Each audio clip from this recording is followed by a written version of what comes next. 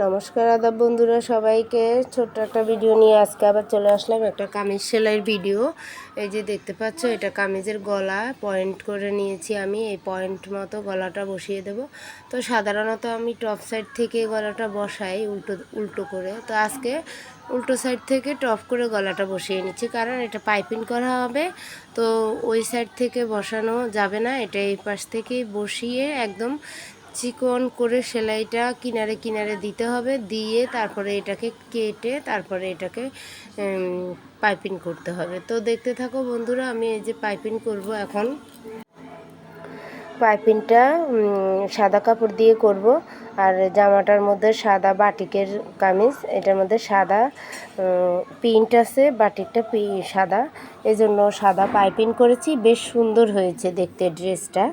তো যে আমাদের পাশের এক দিদি, তো আমি সেলাই কাজ করি, যেহেতু আমি মানুষের অর্ডারি কাজও করি। তো এই যে দেখতে পাচ্ছ, আমার এক সাইড সেলাই হয়ে গেছে, অন্য সাইডে আমি সেলাই করে নিচ্ছি। এখন আমি এই যে পাইপিংটার মানে গলা বসানোটা শেষ আমার। তো গলা বসিয়ে আমি এটাকে কাটিং করে নেব। কাটিংয়ের পরে আমি তোমাদেরকে আবার দেখাবো। এই যে দেখতে পাচ্ছ, একেবারে কিনারে কিনারে আমি কাটিং করে নিচ্ছি। আর কাটিংটা শেষ হলে আমি পাইপিংটা করে নেব। পাইপিংয়ের কাপড়টা আগে থেকে কেটে রেডি করে রেখেছি আমি। তো এই যে দেখতে পাচ্ছ, আমি গলাটা কাটিং করে নিয়েছি। যে এটা হচ্ছে একটা পান গলা, আর সামনে সবুতাম হবে, পাইপিং হবে, এজন্য সুন্দর করে পাইপিং করে দেব। আর এই দিদির পাইপিংওয়ালা জামা নিজে থেকেই বললাম যে দিদি তোমাকে একটা পাইপিং করে জামা করে দিই। তো এই যে দেখতে পাচ্ছ, আমি গলাটা সেলাই করে নিয়েছি একদম খুব সরু করে। এখন আমি এটাকে উল্টিয়ে এই যে পাইপিংয়ের কাপড়টা এটাকে আমি গলায় বসিয়ে দেব।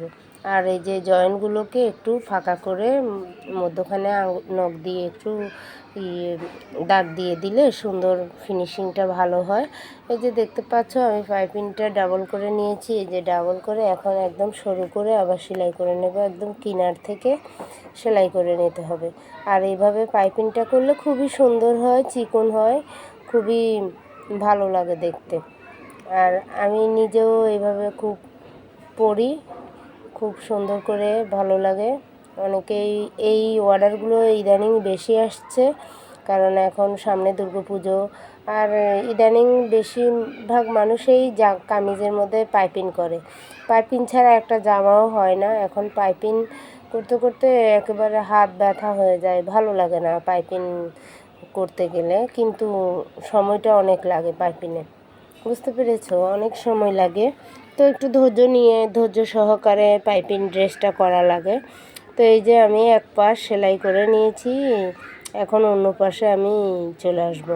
এই যে দেখতে পাচ্ছ, এইটাকে একটু ভাঁজ করে একটু 1.5 থেকে 2 ইঞ্চি কাপড় বাড়তি করে তারপরে আবার এই পাশে আসতে হবে।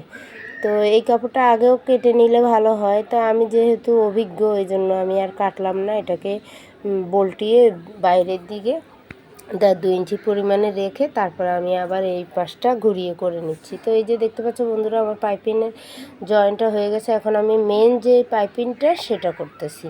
তো এই যে দেখো, এই যে মেন যে পাইপিংটা সেটা আমি করতেছি। আর কিভাবে কি সুন্দর সরু হচ্ছে, আসলে মোবাইলটা স্ট্যান্ডের জন্য নাড়াচাড়া হচ্ছে, এই জন্য মোবাইল ভালো বোঝা যাচ্ছে না। তো দেখতে থাকো তোমরা। এই যে দেখতে দেখতে আমার পাইপিংটাও করা হচ্ছে। আমার ছেলে ভিডিওটা করেছে, অত ভালো করতে পারেনি, তোমরা একটু কষ্ট করে বুঝে নিও প্লিজ। তো দেখো, এই যে আমার পাইপিংটা একেবারে সরু করেই করতে হবে, গোল আকারে, যাতে কাপড়টা একটু টেনে টেনে সুন্দর করে করে নিতে হবে, টান টান করে নিতে হবে, যাতে ভিতরে কোনো ফাঁপা না থাকে, ভিতরে একদম গোল হয়, খুব সুন্দর, যাতে ঠাসা ঠাসা পাইপিংটা হয়, শক্ত পোক্ত হয়। তো দেখতে পাচ্ছ, আমার পাইপিংটা করা শেষ এক পাশ। এখন আমি আরেক পাশ করে নেব। তো আরেক পাশ করে তারপর তোমাদেরকে জামাটা কমপ্লিট করে দেখাবো। আর আর এই জামাটার মধ্যে সবুতমটাও বসিয়ে নিয়েছি, সেটা অন্য একটা ভিডিওতে আমি আবার দেখিয়ে দেব। আর সবুতমটা যখন করছিলাম তখন আমার একদম খেয়াল ছিল না যে একটু ভিডিও করি।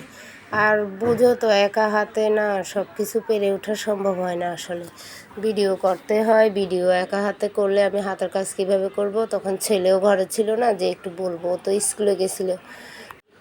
ও স্কুলে গেছিলো, স্কুলে যাওয়ার পরে আমি হাতের কাজটা সেরেছি, এই জন্য আমার আর সবুতামটা করানো দেখানো হয়নি। তো আরেকদিন আমি তোমাদেরকে দেখিয়ে দেবো সবুতামটা কিভাবে বসায় আর কিভাবে বানানো হয়। সবুতামটা বানানো খুবই ইজি, জানো তো। আগে ভাবতাম যে কত না জানি কঠিন, কি সুন্দর করে প্লেন করে বসায়। এই যে দেখো আমি পাইপিংটা করেছি, এখন এখানে আলাদা একটা কাপড় দিয়ে পট্টির মতো ভিতর দিয়ে দিয়ে এটাকে জয়েন করে দিতে হবে, তাহলে আমাদের পান গলার পাইপিং গলাটা হয়ে গেল। তো দেখতে পাচ্ছ আমি এই যে পাইপিংটার সাইডে আরও একটা সেলাই দিয়ে পাইপিংটার মধ্যে একটা কাপড় যেই জায়গাটা ফাড়া দিয়েছি সেই জায়গার মধ্যে একটা কাপড় দিয়ে উপর দিয়ে সেলাই দিতে হয়। তো উপর দিয়ে সেলাই দিলে সেই জায়গাটা আটকে যায়, আর এটা মানে এটার উপর দিয়ে আমি আবার 5টা সবুতাম বসাবো। তো দেখতে পাচ্ছ বন্ধুরা, এই যে আমার সবুতাম মানে পাইপিংটা প্রায় শেষের দিকে হয়ে গেছে, করা একেবারে কমপ্লিট হয়ে গেছে। এখন আমি তোমাদেরকে শেষটা দেখিয়ে দেব, তারপরে তোমরা বুঝবে যে আসলে এই জিনিসটা কীরকম হয়েছে। এই যে দেখো বন্ধুরা, এই যে দেখো কি সুন্দর পাইপিংটা হয়েছে। আর এদিকে